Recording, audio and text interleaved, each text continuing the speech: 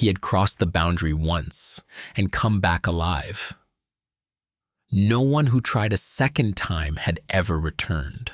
The village of Thresh sat on the eastern headland of a small peninsula that jutted into the outer waters of Lake Mobius, like a finger pointing at something it couldn't quite identify.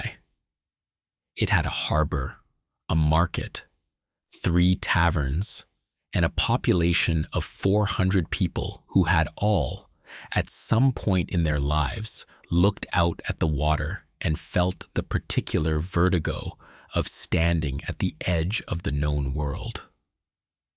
Most of them had looked away. Don Freecss arrived at the harbor of Thresh on a morning in early autumn, alone, in a boat that was too small for the distance it had covered.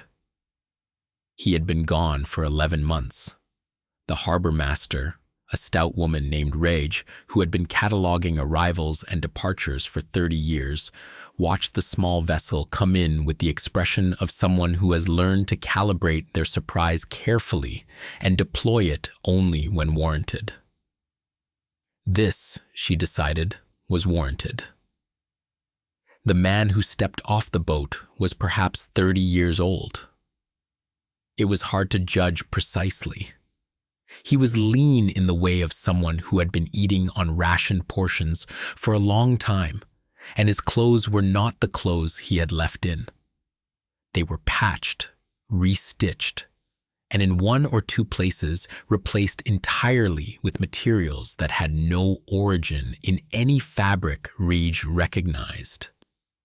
His pack was enormous and clearly heavy, and he carried it without apparent effort, which meant he was a nen user of some capability.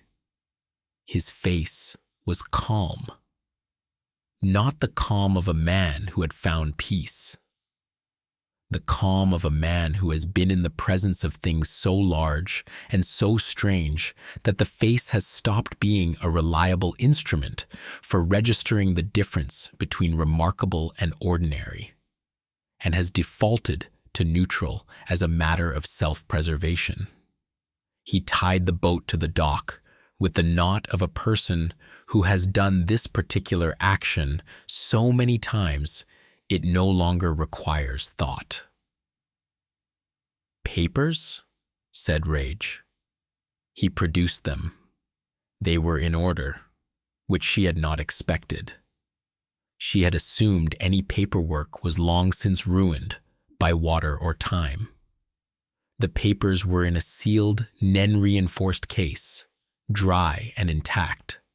She looked at them. Then she looked at him. "You went west," she said. Not a question. The papers had a departure stamp. "Yes," said Don. "Past the last monitoring point." "Well past. And you came back." Don considered this statement. "I came back for now," he said. "I have writing to do." He walked up the dock toward the village, and Reij watched him go with the expression of a person who has just witnessed something they have no category for, and who is already composing the description they will give to everyone who asks about it for the rest of their life. He rented a room above the second tavern, the quieter one, the one with fewer regulars and a proprietor who respected closed doors. He set his pack down and unpacked 3 things: a stack of blank journals, a set of ink brushes wrapped in treated cloth, and a small flat stone that he placed on the windowsill and looked at for a moment before setting up the writing table. The stone was dark gray, shot through with a vein of blue that was not quite any blue found in the known world. He had picked it up on a beach whose coordinates he had memorized with the precision of a man who intends to return. He sat down. He opened the first blank journal. He wrote, in the clean, deliberate hand that he always wrote in regardless of circumstance. Journey to the New World. Western Edition. Volume 1 of 1. Estimated. Author: Don Freecss. Date of commencement: the first day of the autumn month. Year of record. I went east first because east is where every expedition goes. East is known, in the incomplete, partial way that things are known when 112 attempts have passed through the same corridor and left their marks on it. The eastern shoreline of the Dark Continent has been touched by human hands before mine. It is mapped, poorly and incompletely, but mapped. I have now completed the Eastern Edition. It is sealed and will be submitted to the Hunter Authority before I leave again. Not because I trust institutions, because information belongs to the world, and the world's institutions are the best available container for it, however imperfect. I am writing the Western Edition now, before I return, because I want the account to be as accurate as possible, while what I found in the East is still immediate. By the time I finish in the West, and I cannot say how long that will take, the Eastern memories may have the quality of distance that alters precision. Everything I write is as true as I can make it. This is the only standard I hold myself to. What I found in the East. The Dark Continent is not what the expedition accounts say it is. I do not say this to diminish the courage or the documentation of any previous attempt. I say it because every previous attempt has described the Dark Continent primarily in terms of what it did to the expedition, the threats encountered, the losses sustained, the monsters that killed the unprepared. These are accurate accounts of those encounters. They are not descriptions of the place. The place is the most alive place I have ever been. Not in the simple biological sense of abundance, though abundance is present. In the sense that aliveness is the fundamental property of the environment. Not something that individual creatures possess, but something the landscape itself generates and circulates. The ground, the water, the air, the light, all of it participates in a continuous exchange of what I can only describe as intention. The Dark Continent intends things. What things? I am still learning. This is why I am going back. Not for glory. Not for resources.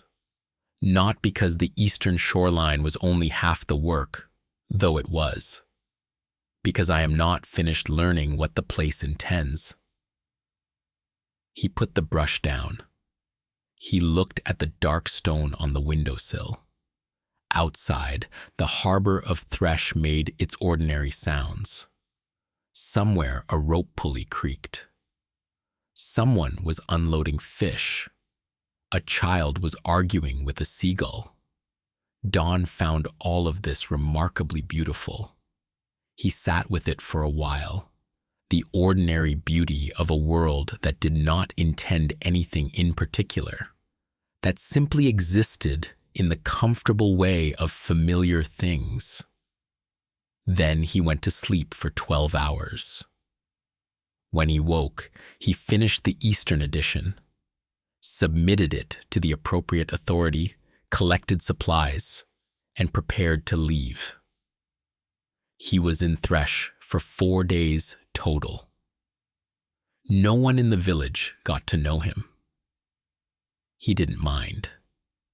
He had never been particularly designed for being known. A note on what Don Freecss was. The Hunter Association, as it existed 3 centuries before the events of this story's distant future, was a younger and more loosely organized body than the one that would one day be chaired by Isaac Netero. Its examination process was rigorous, but its record-keeping was inconsistent, and many of its most significant members operated with a degree of autonomy that later reformers would find alarming. Don Freecss held an explorer's license, the precursor to what would later be codified as Hunter certification. He had passed the qualifying examination at age 16, which was not the youngest on record, but was close to it. He had declined formal rank classification every time it was offered, which was an unusual choice that the association noted in his file with a combination of frustration and reluctant respect. His Nen ability was not widely known. He did not demonstrate it unless necessary. What was known about him was this: he had, since the age of 22, been attempting to document the Dark Continent, not through hearsay or secondary sources, but through direct observation. His first crossing attempt, at 22, had turned back at the boundary after 3 weeks. His second, at 25, had reached the shoreline and returned with 17 detailed biological specimens and the first accurate coastal survey in the expedition record. The journey recounted in the Eastern edition was his 3rd crossing. He was 31 years old when he began the West.